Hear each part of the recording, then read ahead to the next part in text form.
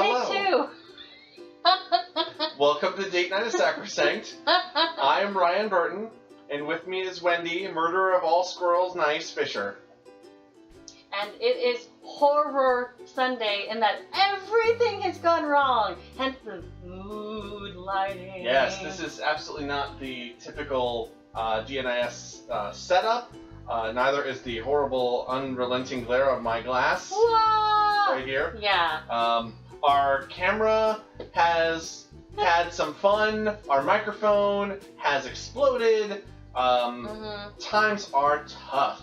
So what happened is that we lost the charger for the camcorder. Like an idiot. But we lost it Ryan's for fault. like 2 weeks, 1 week, something like that. Yeah. But we found it. Ryan found it. Now it's charging, but we can't use it while it's charging because the cord is like. It's seriously like 3 to 4 times the size of my junk.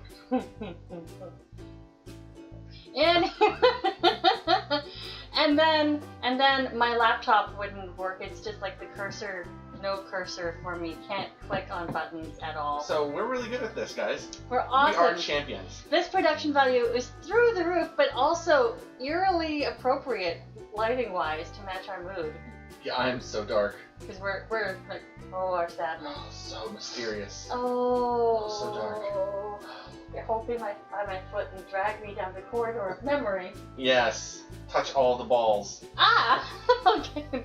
That got awkward first. And it's DNIS! So we have roughly 8.5 minutes for me to go through your 3 questions, which I will answer unerringly. Alright, Ryan. Question number 1. What are 3 beautiful ways in which you might decorate your home? Well, first things first. You have to know that flowers make a home worth.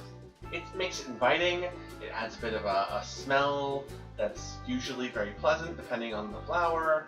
Flowers are a great little tip to just spruce up a place that maybe you didn't. He said little tip. Yeah, it's another junk reference. It's a nice little reference to just make the house feel a little more homey, a little more accessible, a little more full of life. Second is to paint all the walls with bright colors, unlike the dark and drab nightmare purple that lies behind me. Dark and drab nightmare purple. That's good. That you can't see. Yeah, it looks. Except for like this blob right here. And that's where it looks kind of devilish. Oh, there are no lights in this room. We can literally. This is every light on. We can't make it any brighter. The only way we can make it brighter is if I make both of my computer monitors have a white screen behind them, and that will only make the glare off my glasses even more unrelenting. Yeah. It will never stop. It will never stop. It'll be like that awkward moment in an anime where a 12-year-old boy sees a girl and then he can no longer see his glasses. I kind of feel like Dale from Questionable Content. I don't know what that is. I know.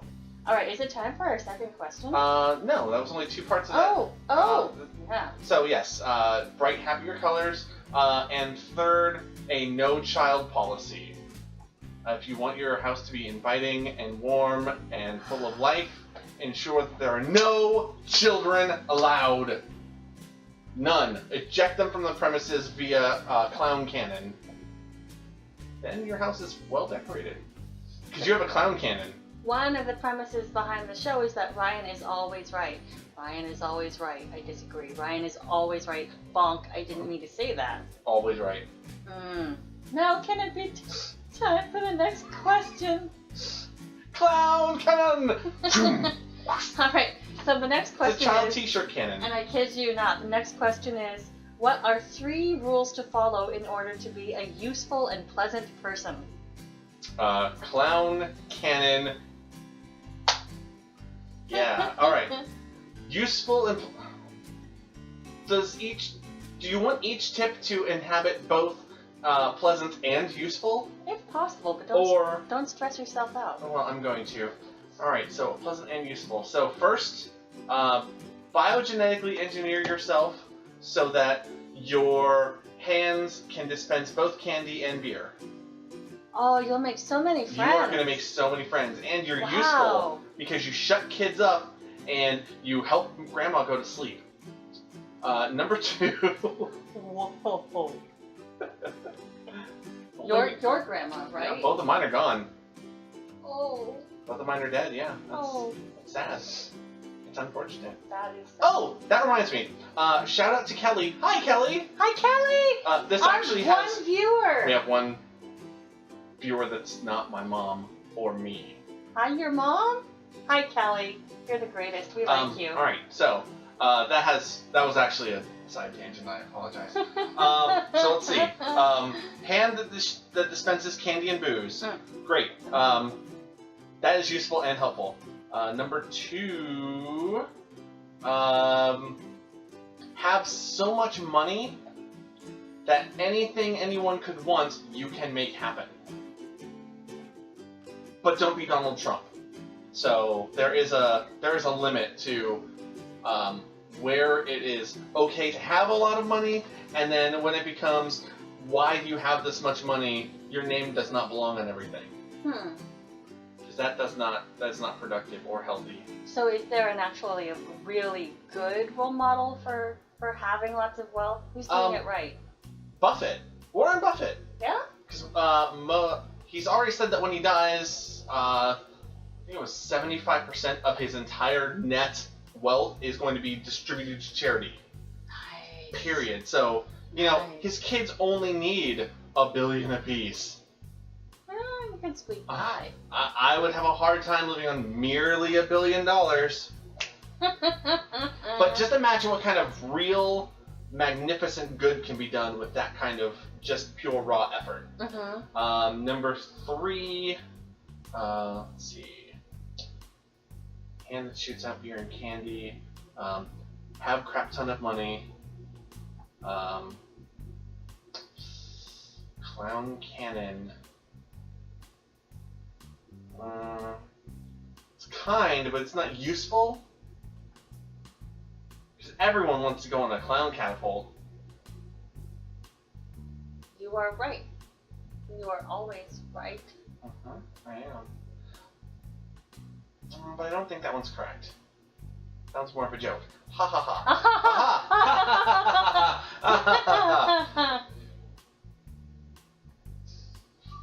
See how she couldn't handle it? Alright, I believe the third one, you need to be able to rise up your fellow man.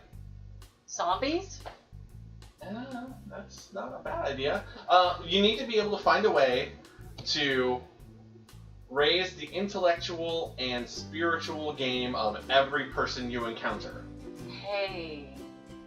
If you were able to make them smarter or more compassionate, preferably both, but I'll take either, honestly. All ships rise in the flood.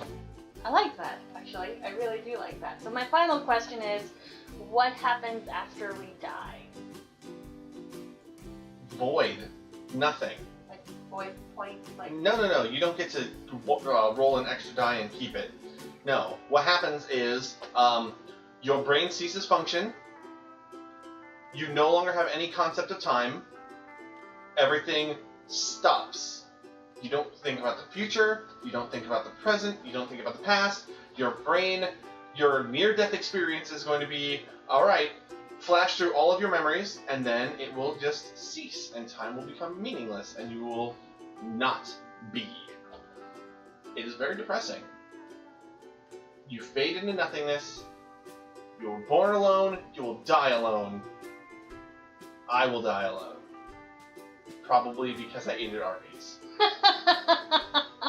Oh, we are not sponsored by Arby's, but we would welcome... Sponsorship by Arby's. Yeah. I'll eat a meat mountain on camera for you. That's a promise.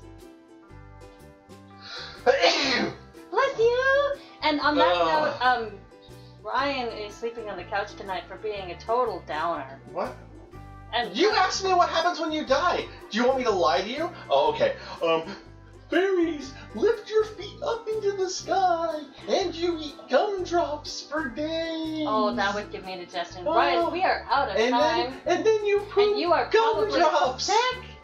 So you are definitely not getting late tonight because I saw sick? A big sneeze, and also you didn't do the elbow thing. What are you? I dodged everything. The point of the sneeze is not to get it on my hands. I didn't get it on my hands. Whoa! See how it's not on my hands? Oh, this show is over.